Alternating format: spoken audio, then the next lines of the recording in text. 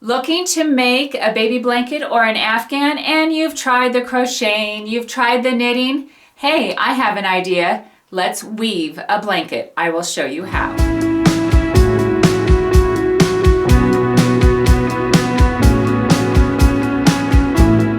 This precious baby blanket was woven using just regular baby weight yarn, but I wove it on a pin loom. And we do have a video on how to make this pin loom. Super simple for that, so check out the link down below. But this is simply the most adorable baby blanket. The way the basket weave goes together, I absolutely love it. So I'm going to take you step by step how you can simply weave your own baby blanket. Stay tuned. I have one square left to weave on this baby blanket. We are going to now weave the square that goes there, and then the baby blanket will be finished once I show you how to finish it off. We are going to be weaving on a pin loom. This pin loom is 22 centimeters from outside to outside. The nails are 1 centimeter apart and they are 20 centimeters square. So to start, I am going to use 2 pieces of yarn at the same time. I have been doing the baby blanket, so this is baby weight yarn.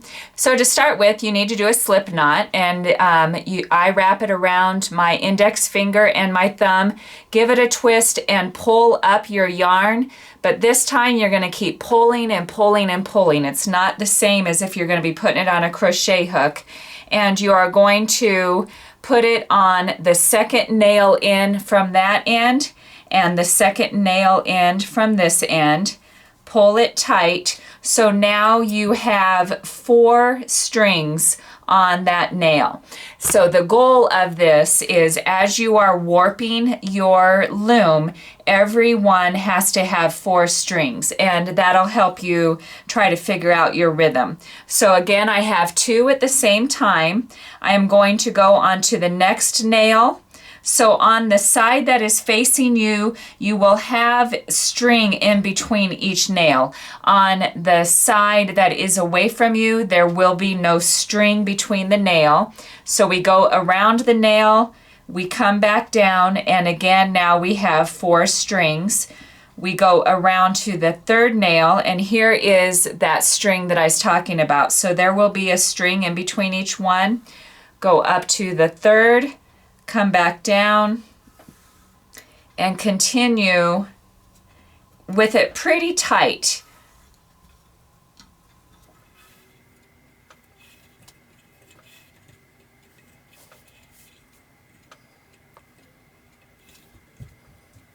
Okay, you're getting down to your last nail here, and you're going to go around just like you did before, up to that one and back down to as if you're continuing, and that way you know you have 4 in each of these. And so at this point I am going to turn my loom, because now you are going to start weaving, and I found it was easier if I was weaving towards myself. So you have your pin loom. Before you start weaving, you're going to need to have a weaving hook. Ross actually built this one for me.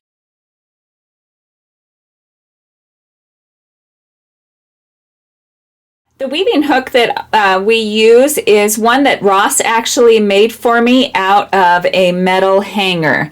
So here is the weaving hook. He just cut the ends and bent it as tight as he could. And the hook itself is anywhere 3/8 to a 1/2 inch long. If as tight as you can make it, the better. But the big ticket is use sanding cloth or sandpaper to make sure that there's no burrs on the hook there or on the ends, so that when you're weaving it doesn't catch the fibers. But there's a perfect DIY way to make yourself a weaving hook. We are down here. Remember, I've turned my loom. I am going to skip this corner nail and hold my thread on the outside of nail number 2. This is your long tail, and I should have said in the beginning, a nice long tail is necessary, so that's fine to have a long tail. Now you take your weaving hook and you go in between. You're not separating your warps, you're doing them in groups of 4 and go every other one.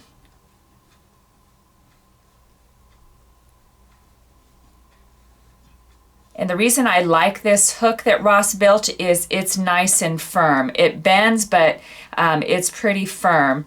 So I'm over here to the side, and before I pull it, I want to get some tension on there, and I just draw back my string, hook it onto the nail. I use the other end of the hook to squish it up. So now this one was over, now we go under.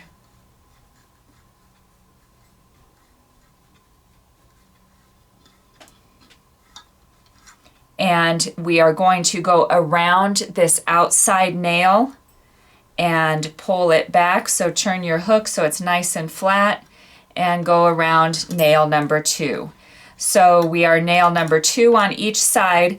As I worked on the blanket, there were a couple of times that I realized that I had missed a string on the back. So now I make it a practice after I go a couple rows to make sure that you're catching all of the strings. It didn't ruin the project, but it was kind of one of those, oh darn it, I had already finished the square.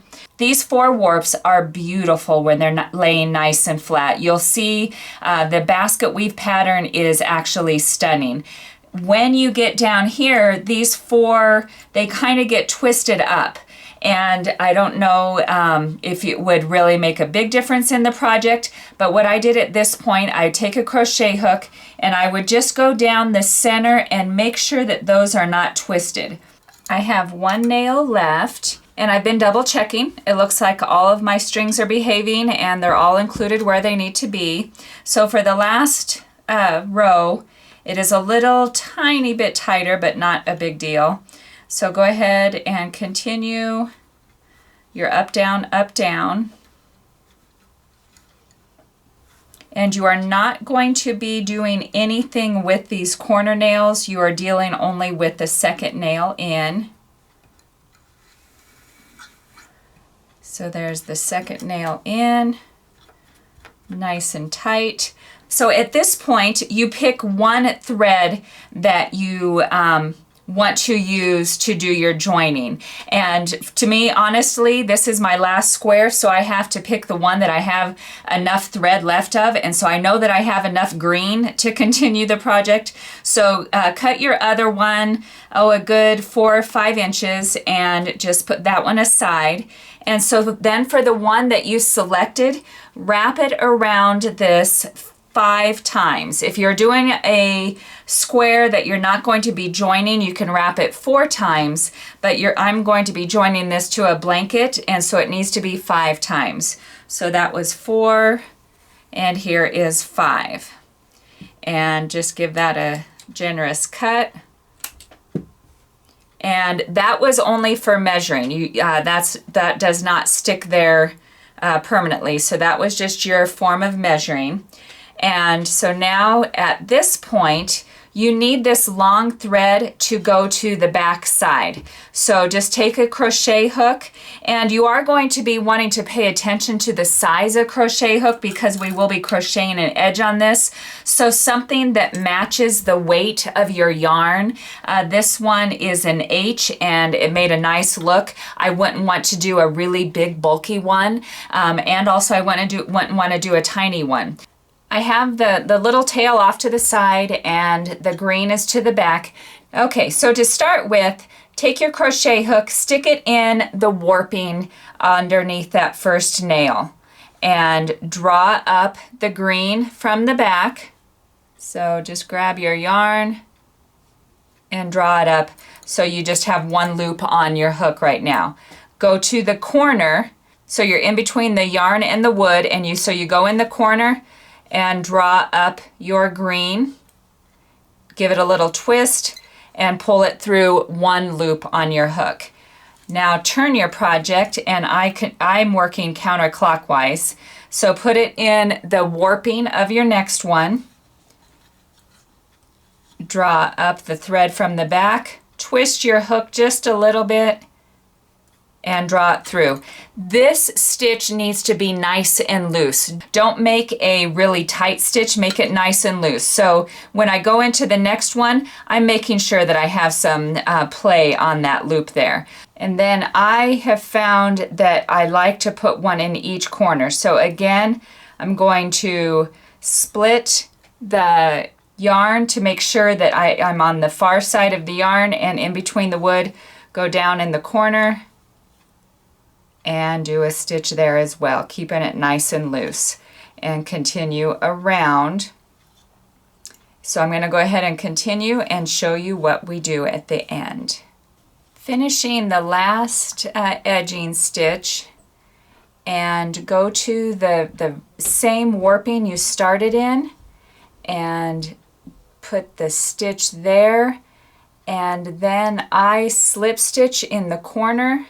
I put it down, I bring it up and pull it through all the way. And pull your knot tight. So now you are ready to remove this from the loom. And it's just little tiny things that drove me crazy. Trying to pull this off with the hook end drove me crazy. So I just used the blunt end of my crochet hook, and it is nice and tight on here, and just pull off your project.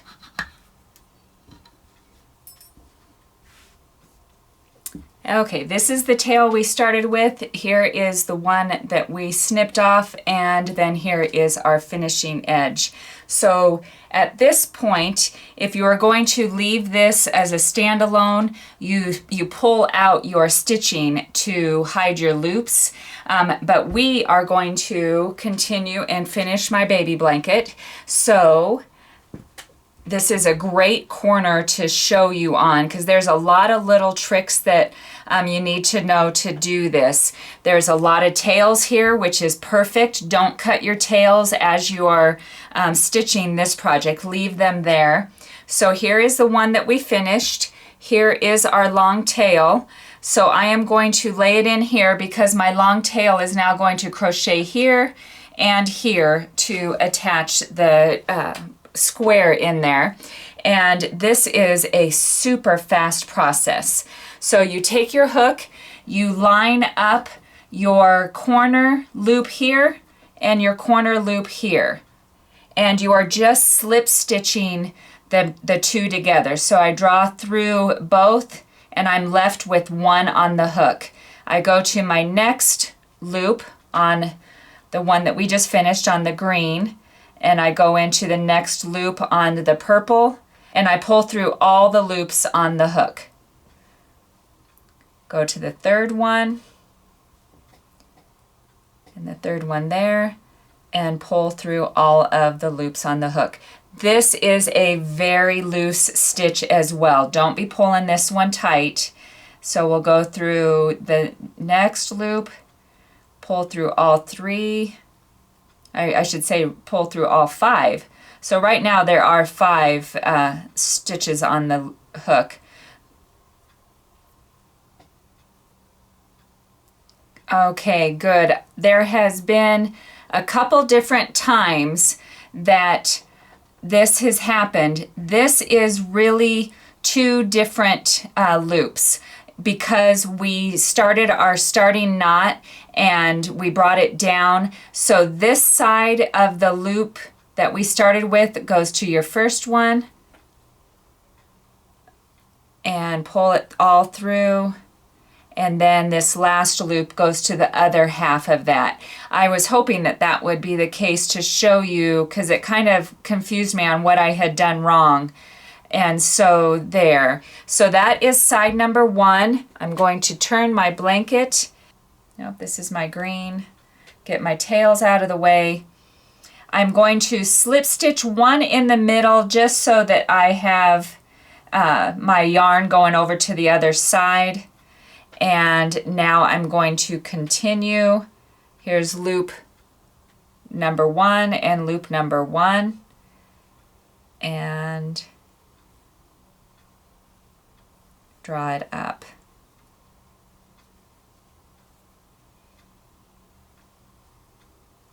I have 2 left, making sure that I'm still going nice and loose, and I'm down to my last one there. Pull it up and just pull your tail through your final end. Okay, so the last thing that you need to do is we need to take care of this mess. This is a mess that I've already taken care of. This is what it looks like when you finish. So, or when you are done joining them, this is what it looks like when you finish. So what I have found is to use a large eye yarn needle. This one, these two are tied together. So I go ahead and I stitch. I take the needle and I go loosely through all of the loops, go around the circle here, catching all the loops as possible. And it is just a little messy, but this gives it a nice finish and tight because we don't want this to fall apart. And so we want to catch those loops, those loops.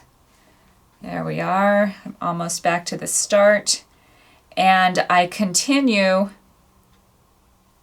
until that tail is pretty much gone. I'm going to go around again.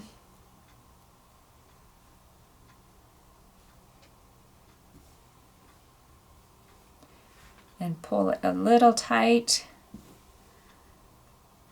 And continue over here. And that one is done. So that's nice and tight. I'm going to snip off those tails.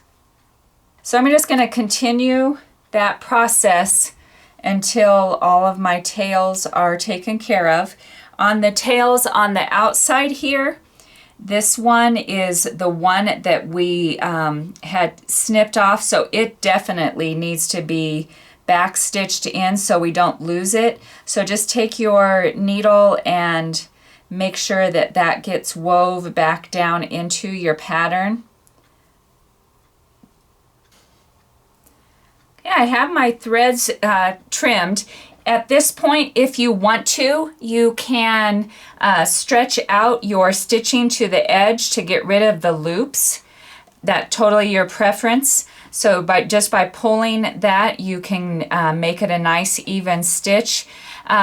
If you have any questions while you're doing this, please comment down below, because together is how we learn to do these projects.